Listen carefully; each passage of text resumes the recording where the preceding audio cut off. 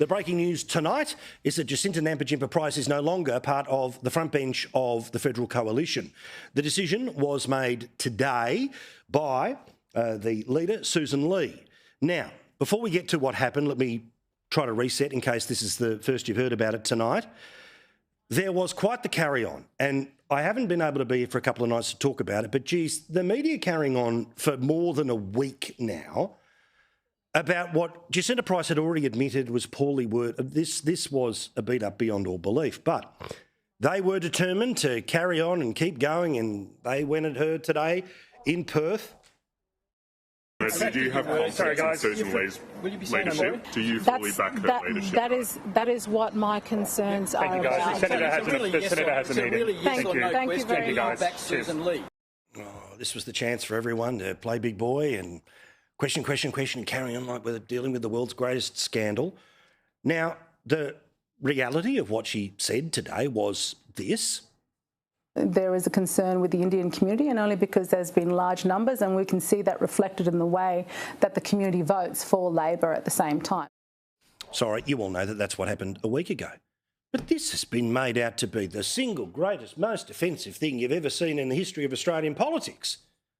Now, this show, me, has been the bloke who has been talking about this very issue, not as a way of scandalising the Indian community, but as a way of trying to make people on the centre-right who didn't like the result of the last federal election to maybe see some of the places where they've got some work to do. That was the only time I've ever talked about it, and it's taken on a whole life of its own. And I've had plenty to say about that in the time. But again, they made this out like Jacinta Price had just said the most offensive, rude, straight, go back. They went on and on and on. Anyway, as you know, she never used the word sorry, and the press gallery had decided this is the only word, and unless she says sorry, then somehow all the sky's going to fall in. She said basically everything but, oh, no, but they've decided that's the pint of blood that needed to be had. So then, of course, we got to the obvious question. The question that ultimately is the reason why we are where we are tonight.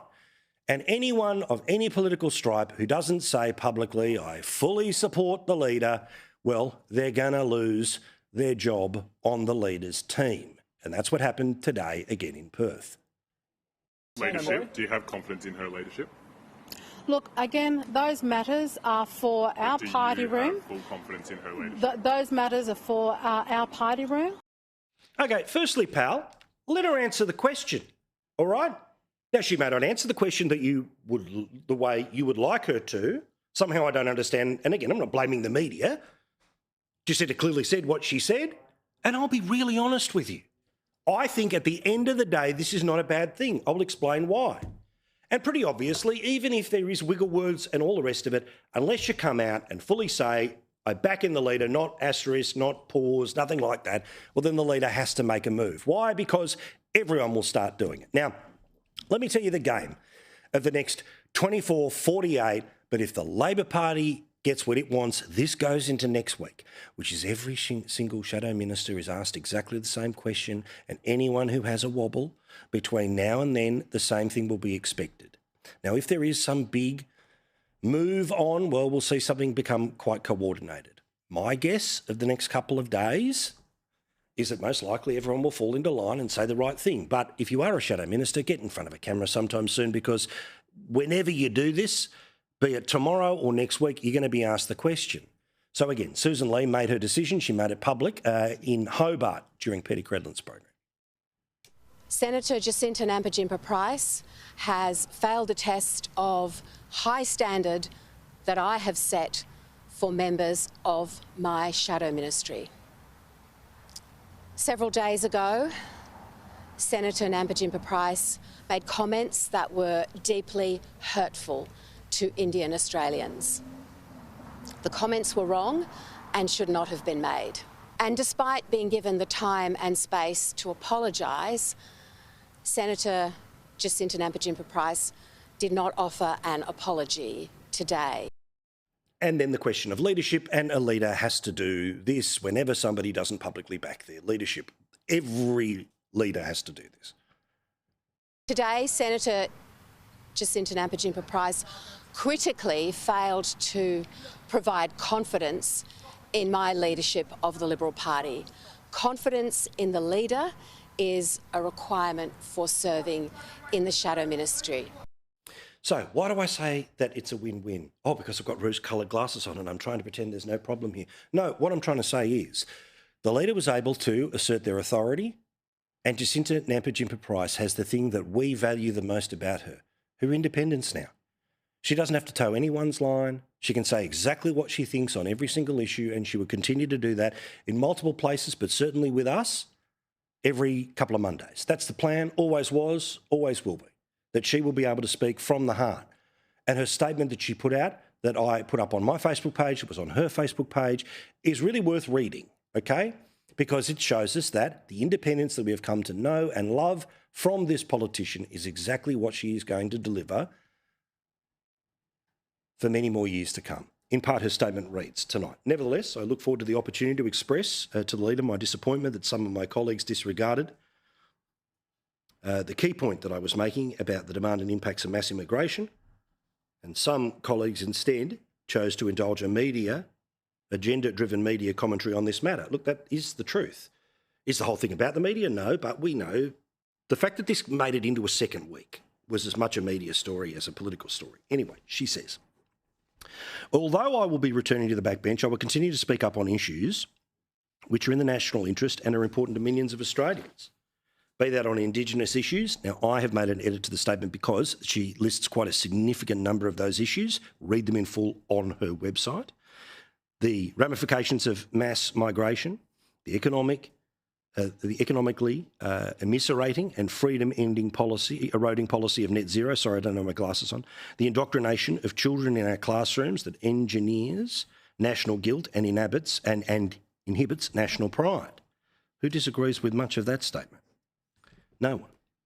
Our remarkable country is weaker, worse off and more divided than it has ever been due to the actions of the Albanese Labor government. Because here's the deal. You know who Jacinta Price can't stand more than anyone who might be playing factional games inside the Liberal Party? The Labor Party and this government. She's got an eye on what the focus is, what the real game is. In tough times for our nation, it's time for courage, for conviction, for truth. If we are to reverse Australia's decline and advance Australia again. Advance Australia? Isn't that the same group that... Settle down. Again, the leader has asserted their authority. The leader now has the opportunity to make a minor reshuffle on the outer edges of things, to have the best team that she wants to fight the overall battle over the next couple of years. Jacinta Price has the freedom to say whatever the heck she wants now with no consequences. And there are plenty of people on that backbench now who have the experience and the ability to do so. But again, some of the carry-on of this week, pretending, honestly, I mean, if you really think about it, right, even the people who might be hate watching the show, either in the media or in the left, really go back. And all week, the comments. I felt like just screaming at the TV saying, yeah, what were the comments? And see if anyone could actually remember them word for word. Instead, they hadn't. Now, the reality is that this is an example of our politics right now. And people like Jacinta will always end up being put through the ringer because they stood in the way of what the great giant blob demanded to be the future for the country when it came to that referendum. She will be put in the same box as a Tony Abbott, as a Scott Morrison. She's going to go into the Peter Dutton, all of that stuff. But she's got one heck of a fight in her and she's going to keep fighting. But watch how this goes in the next little while. Again, while I understand that movements and moments like this are not great days, and yes, they do show us the fight that is obvious within, if the result is that the leader has shown their authority and the person who has been frustrated by the box they have been put in part by the leader, well, again, everyone's now firing not at each other but in the right direction. We will see just how naive my thinking is. Now, can we have a chat for a second here about how Australia is trotting around the world at the moment via our Prime Minister and Foreign Minister, trying to win the right to host a United Nations climate conference. They are doing it in exactly the same way as if we were bidding for a football World Cup. And I don't understand. Personally, there's one of these things is held each and every year, And we're in a scenario now where the next COP is going to be either held in Australia or in Turkey.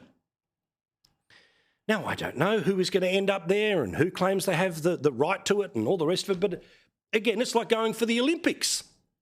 Oh, well, this one's in Europe and this one's in Asia and it's our turn and it's their turn. Who cares? In real world, right? Who cares? I'm sure somebody has a right to it, but in the real world, please. But that said, despite the fact that Turkey is saying we have a right to host this thing, we're trying to bid against Turkey for the thing to take place in Adelaide and to take place in Adelaide next year. As I've told you before, it'll cost more than $250 million. But let me tell you very clearly what the solution is here. Now, when LA and Paris were both bidding for the 2024 games, nobody else was bidding. So you know what they decided? They flipped a coin, essentially, and Paris got 2024 and LA got 2028. I don't understand how Turkey and Australia can't come to some sort of an arrangement to say, OK, we can have this one, you can have the next one, you can have this one, we'll have the next one, if they're so desperate to hold it. But I'll tell you why I think they are so desperate to hold this particular one next year. Because as you know, the Prime Minister and the Climate Change Minister went through an entire election not telling anyone what the climate targets would be, increased from 43% of 1% of the world's problems to what the Greens or the Teals want, which is 75% of 1% of the world's problems, or the Greens want 100% of reductions of 1% of the world's problems. The reason that I think this is all being battled about 2035 is because, 2026, is because in 2026 the official announcements will be made of what the plan is for 2035. So in the same way there was the Paris Agreement, the Adelaide Agreement would be what everyone will talk about between now and 2035. Perhaps that is the reason why we are literally going nation to nation with a little money here and a little favour there to host a conference that you and I, unlike an Olympic Games, unlike a Football World Cup, are not invited to. This is a party for them, okay? Yes, technically it may be open to the public that you might be able to be there for the opening ceremony, but it's not the same as an Olympics or the Football World Cup. So this is an international bid for a thing you can't go to, and your money is being paid to go there. So we'll see where that ends up. But again, I'd be fascinated to know if somebody, again, hate watching the show, could bother asking the government, is the reason you desperately need to hold this next year is because the Adelaide Accord, like the Kyoto Protocol or the Paris Agreement, is what you're really playing for. Because otherwise, could you please explain to us why we need to be in hand-to-hand combat with Turkey, as it is referred to, or Turkey, as it is more widely known in this country? Could somebody please explain? Because literally we are essentially buying off nations for a vote. It's crazy. Anyway. A further example about the politics that this government has well and truly been re-elected to practice, but geez, it is brutal, and particularly brutal of the Victorian government that is being played right now in the lead up to the next state election. So confident they are of holding on to places like Bendigo, Ballarat and other places that are currently just being steamrolled right now. What about the new Victorian planning laws, which yet again have found a new way to just bypass community consultation? Yet again, I mean, how many laws do they have to pass to basically erode the rights of the people of whose homes or farms or properties are going to be affected by this stuff? The Victorian Farmers Federation said about these new changes that it's more of the same. The community wants consultation, a proper process that's being followed, that we can visualise and see in action. Yet, just a steamroller. Which is why people took to the streets when the Bush Summit was held just a couple of weeks ago, and why these people are saying that they are going to fire up and do their best to try to dump the Premier at the next state election. No wonder. An opinion poll put together by the Institute of Public Affairs via the Herald Sun today says that the Bush feels ignored by federal politics. A new national poll reveals 45% of Australians believe that Canberra decision makers do not understand the needs of regional Australia. The poll surveyed Australians' perceptions of the resources sector as well. 74% either agreed or strongly agreed that the sector was critical to the nation's future success, while 65% agreed that future government revenue from the sector had benefited the community. Still in Victoria, let us continue here with what has been announced and I didn't get the chance to comment on because I was sitting back watching the show in bed. While the man flu still holds me here on air, so apologies if I look a little sweatier than I may well otherwise be. But Jacinta Allen yesterday announces that there's going to be this treaty. The treaty, which I told you about before, essentially means there is now going to be a version of The Voice. Oh, but it won't be called a version of The Voice. It'll be called the First People's Assembly. But according to the Premier and her press release, the First People's Assembly will be, quote, led by democratically elected members providing representation for First Nations, a voice, make decisions and rules about specific matters that directly impact First Peoples, that's a voice plus, form an independent accountability mechanism as required by the National Agreement to Close the Gap, be consulted by government departments on laws and policies affecting First Nations people, that's a voice, lead ongoing truth-telling and healing across Victorian towns and regions, including capturing stories and retaining an archive of this information to support education of the broader public, make certain statutory appointments, that's a voice, Voice Plus actually, lead the Aboriginal Community Infrastructure Fund, which just now means money.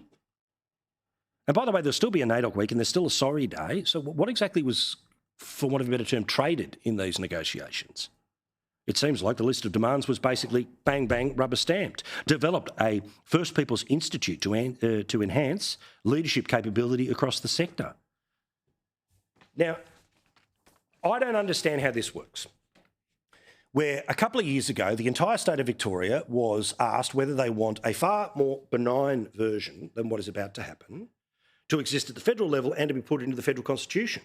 Even woke Victoria said, hell no.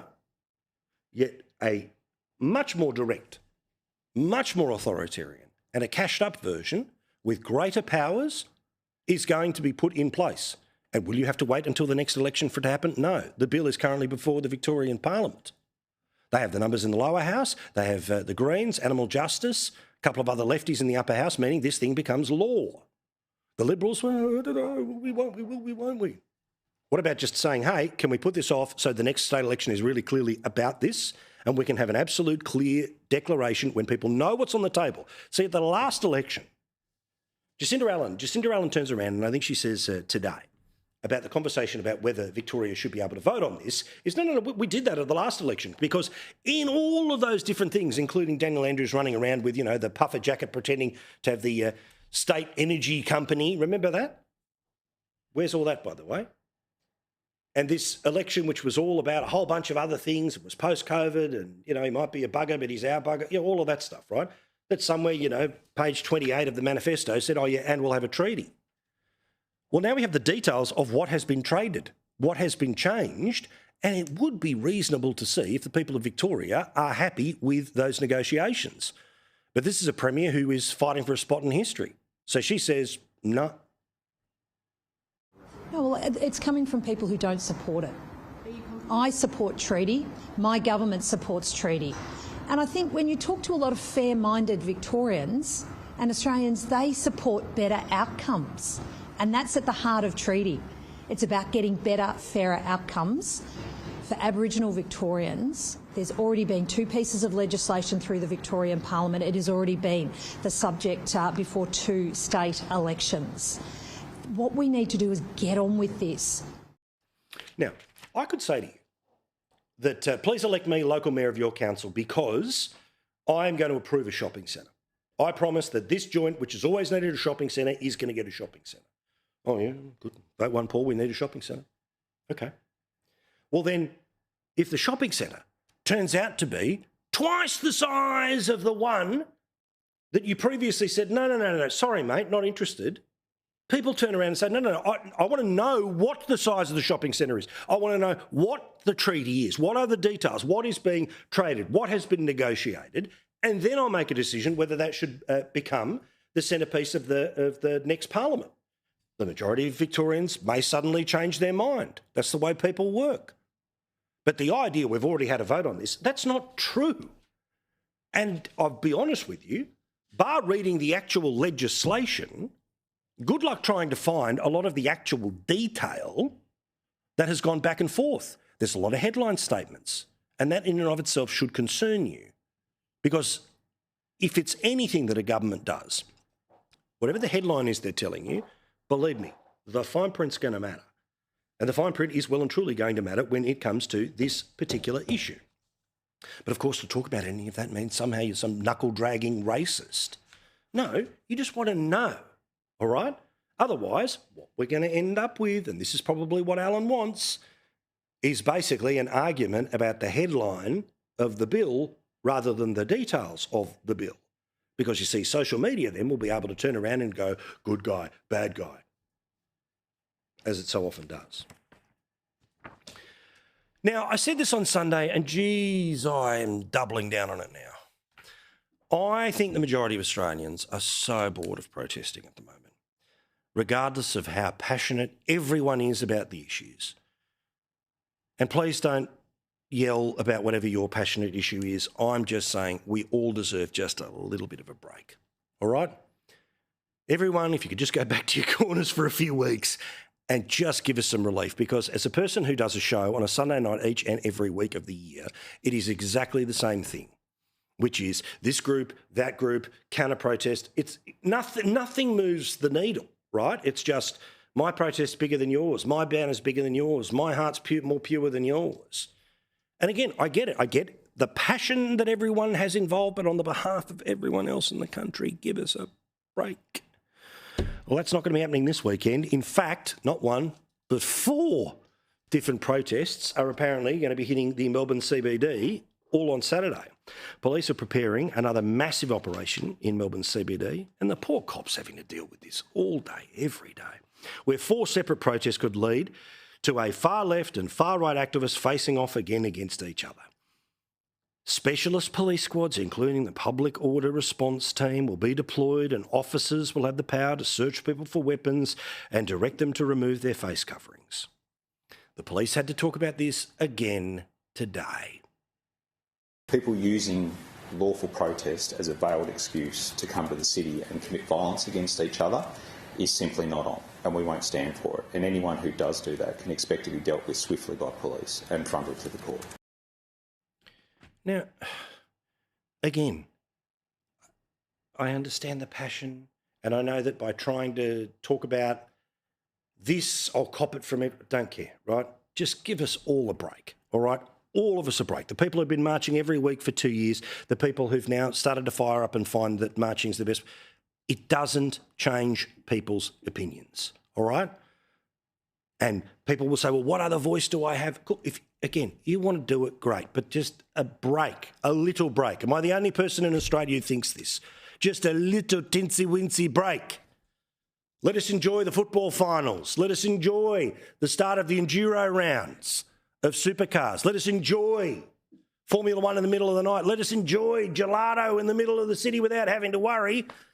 What's that bloke on about? What's she on about? Oh, pepper spray. Okay, kids, let's go this way. Just give us a break. Anyway, I look forward to annoying everyone. Please send me emails, paul@skynews.com.au. Terrible news over the past few days. Thousands of people are going to lose their job at the ANZ Bank. Now, Australians being, we'll all fire up about it, but no one's going to change their accounts about this in and of itself. That becomes part of the problem and part of the reason why they can get away with this. Well, under the cover of the annoyance about what's happening at the ANZ, the National Australia Bank has actually turned around and made an announcement today that they are going to be moving a few hundred people on, I believe, as well. Well, interestingly, there is a bunch of people who have been long-time servants of the ANZ Bank, and they have been talking about the experience of learning about all of this via the media, and they've done so via the social media site Reddit. One of the people says, I'm getting the chop after 40 years from a frontline role. I'm still doing the best work. I feel for those that are left behind. Most already work like hounds, and they're asked to do more. There's also a couple of comments there about the CEO, which I won't be showing on air, but pretty tough stuff. But again, my thoughts are with everyone who's been upended by this particular situation. Again, strength and love to everyone involved. It's a particularly traumatic thing to lose your job. Thousands of people, it all happening at once. Unbelievable. Now, one other thing I need to mention quickly before we move on, and I know it's always a bit frustrating when the person, you've been around for all the news and the person who hasn't been around for all the news is talking about old news. But can I just for a second focus in on the media going crazy about what we all knew was going to be the case, which was multiple life sentences for the mushroom killer, Erin Patterson. The media, very excited that this was all happening a couple of days ago. Again, everyone knew that was the only option. She was hardly going to get out on a good behaviour bond. All eyes on the Victorian Supreme Court this morning. We're just moments away from the beginning of Erin Patterson's sentencing.